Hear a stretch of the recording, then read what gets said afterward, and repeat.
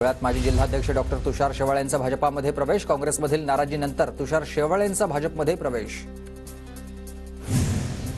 गोंदिया जिल्ह्यातील बिरसी गावात पाण्याचा प्रश्न पेटलाय। पिण्याच्या पाण्यासाठी महिलांना करावी लागते पायपीट। गावकऱ्यांचा आंदोलन करण्याचा इशारा। धाराशिव जिल्ह्यात दुष्काळाचं संकट वाढलंय। 113 टँकरमार्फत ग्रामीण भागात पिण्याच्या पाण्याची व्यवस्था। रत्नागिरीच्या लांजा तालुक्यातील दुर्गम 6 गावं आणि 9 वाड्यांवर भीषण पाणी टंचाई। टँकरच्या माध्यमातून पाणी पुरवठा सुरू आहे, मात्र नागरिकांचे हाल सुरू आहेत। भोर शहराला उद्यापासून 1 दिवसाआड पाणी पुरवठा होणार। घाटघर धरणामध्ये फक्त 10% पाणीसाठा शिल्लक राहिल्यानं प्रशासनाचा निर्णय। सोलापुरात कांदा उत्पादक शेतकऱ्यांच्या पदरी निराशा। लागवडीसाठी खर्च 58,000, विक्री करून हातात आलेत फक्त 557 रुपये। मारुती खांडेकर असं कांदा उत्पादक शेतकऱ्याचं नाव। लातूरच्या बाजारपेठेत कांद्याची आवक वाढली। कांद्याला 2,000 रुपये प्रति क्विंटल भाव। निर्यात बंदी उठल्यानंतर आवक वाढली। सातारा जिल्ह्यातील मांढरादेवी घाट रस्ता दुरुस्तीच्या कामासाठी महिनाभर बंद। सुरक्षा भिंतींचं काम चालू असल्यानं बांधकाम विभागाचा निर्णय। नागपूरमधील अंबाझरी तलावाच्या दुरुस्तीकरणाचं काम।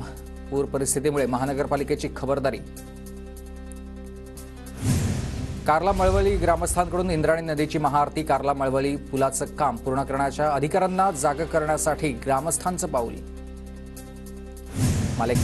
मध्य महाराष्ट्र, मध्य मराठवाडा, विदर्भातील काही भागात आज पावसाची शक्यता। दक्षिण कोकणातही पावसाच्या सरी कोसळणार असल्याचा हवामान विभागाचा अंदाज। अमरावतीच्या अनेक भागात अवकाळी पावसाचा तडाखा। विरगुळ गोरोघे या गावात वाऱ्यानं घरावरील पत्रे उडालेत। उन्हाळी हंगामामधील तीळ, कांदा आणि भुईमूग पिकाला फटका बसण्याची शक्यता। वर्धा जिल्ह्यात वादळी वाऱ्यामुळे घरांचं नुकसान। रोहणखेडामध्ये वीज पडल्यानं बैलांचा मृत्यू झालेला आहे, तर अवकाळीमुळे पिकांचं देखील नुकसान। अमरावतीत अवकाळीच्या तडाख्यामुळे तब्बल 137 कोटींच्या किमतींचा संत्रा मातीमोल। एप्रिलमध्ये झालेल्या संत्र्यांच्या नुकसानीचा अहवाल तयार।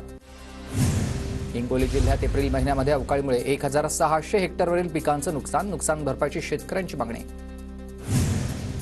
नांदेडच्या हिमायतनगरमध्ये अवकाळी पावसाची बॅटिंग। भाजीपाला फळभाज्यांचं देखील नुकसान होण्याची शक्यता आहे। अकोला जिल्ह्यात अवकाळीमुळे शेतपिकांचं नुकसान। वादळी वाऱ्यामुळे पपई आणि केळीबागा भुईसपाट झाल्यात, तर सरकारकडून मदतीची अपेक्षा। गोंदियात अवकाळीमुळे झालेल्या नुकसानीचे पंचनामे सुरू। कृषी विभागाकडून तिसऱ्यांदा अहवाल पाठवला जाणार। नुकसान भरपाईकडे शेतकऱ्यांचं लक्ष।